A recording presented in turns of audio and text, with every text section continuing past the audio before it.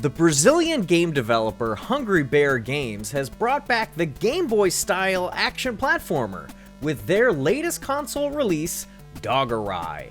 Previously released on Steam, Dogurai has finally made it to the home consoles in March of 2020 on PS4 and Switch. Having grown up in the Game Boy era, I'm excited to dive back into this style of game. My name is Phil Phantastic from the Game Pack.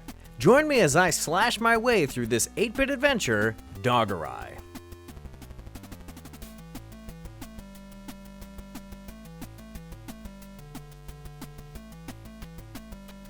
In Dogurai, you play as the retired Special Forces dog samurai named Bones.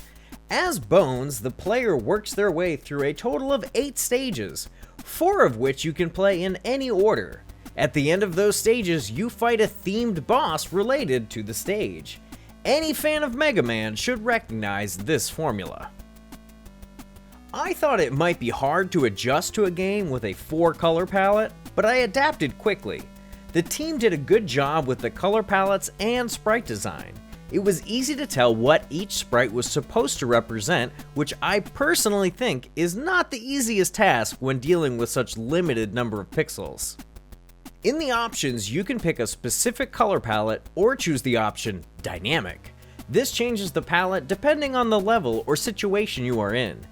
This was a feature that was included in some Game Boy games when playing on the Super Game Boy on the SNES.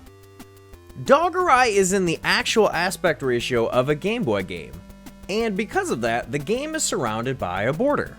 I wish that the border was dynamic as well. Changing with the level would have been nice.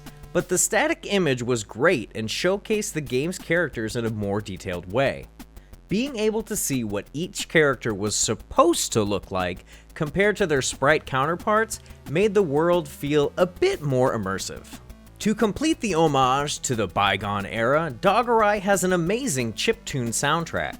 Each level has a unique theme, all of which have names like Deserturai, Jungurai, and Epicurai.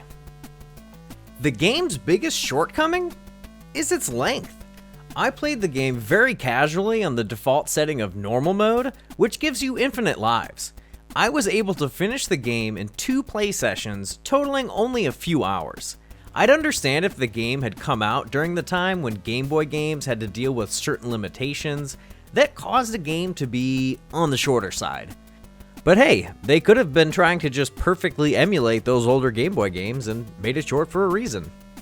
The game does have decent replayability, so your playtime might vary. There is a hard mode where Bones only has 6 lives, but still has infinite continues. Also, there is a good and bad ending depending on if you find all the hidden collectibles in a stage. Lastly, there are hidden characters in each stage that give a trophy on PS4 if you find them all. It would have been nice to see a time trial or like a single life mode. Things that the player could institute themselves, but having more modes would entice me to keep coming back to Dogurai after completing it.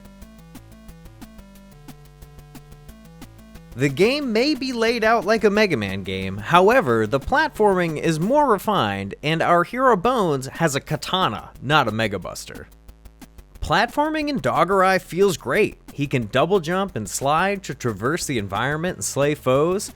The platforming enemies placed throughout the stages can be tough. I can't remember the last time I had to do a leap of faith in a video game because the screen size was too small and I didn't know what was ahead of me. There were times that I experienced frustrating Castlevania-style knockback. I think in general this game requires more patience than the average modern gamer might have. This is especially true of the final boss.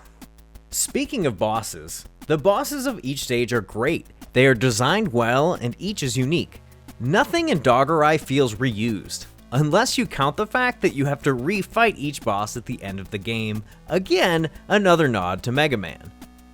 I found 2 of the bosses to be surprisingly overpowered, but once I learned their patterns, I eventually bested them. Lastly, in the gameplay department, there were short QuickTime event sections where each enemy or boss was vulnerable. Pressing the D-pad in the direction on the screen would allow Bones to fly around the screen and slash with his katana. I really enjoyed these little events. It was super satisfying to fly through the air and level the playing field against a boss. Dogurai is a great pocket-sized adventure in every way. It is a superb homage to the Game Boy era, and you can beat the whole thing in a play session or two. Also, you're a dog samurai. That's just cool by itself. We here at the Game Pack give Dogurai an 8 out of 10. If you enjoyed this video, don't forget to hit the like button. Subscribe to the Game Pack for more news, reviews, and other gaming content. Thanks again for watching, and we'll see you next time.